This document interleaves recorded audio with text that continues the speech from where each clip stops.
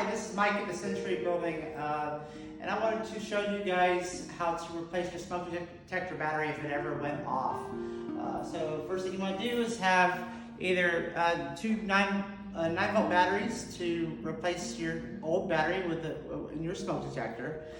They also take AA batteries, but most of the apartments will have 9-volt battery smoke detectors. So I'm going to show you how this comes apart. Let's see here.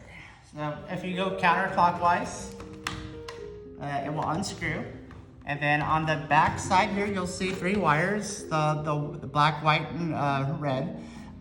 You want to disconnect this piece here to get the smoke detector off the wall. So if you press with both your forefinger and thumb, it'll disconnect. Now you can bring this down to replace your battery with a new smoke detector battery. So you got your 9-volt battery here. You want to just take that out, and then make sure you have your new battery here. There's a little latch, a little door latch on your battery. You want to make sure that the battery's on top of that. So, positive. And it tells you positive and negative, which way to do it. You put your battery in, close the door, and then you want to put this smoke detector back up. If you can see on here, there's 3 little prongs that connect to the wall up there. So as we go up, and you'll see that there's 3 little holes that go into the 3 prongs. You want to put those in there, and then press with your fingers, and you hear it click into place. And then you want to put your smoke detector back like this. Turn clockwise. Oh, sorry.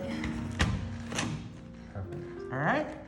And then you want to do that with the other rooms. So you'll usually have a smoke detector in your bedroom, your hallway, or your living room.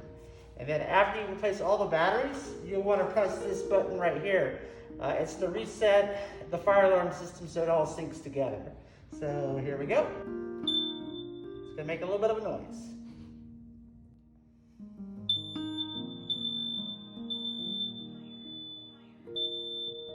Not the same fire, but all it's doing is syncing the batteries.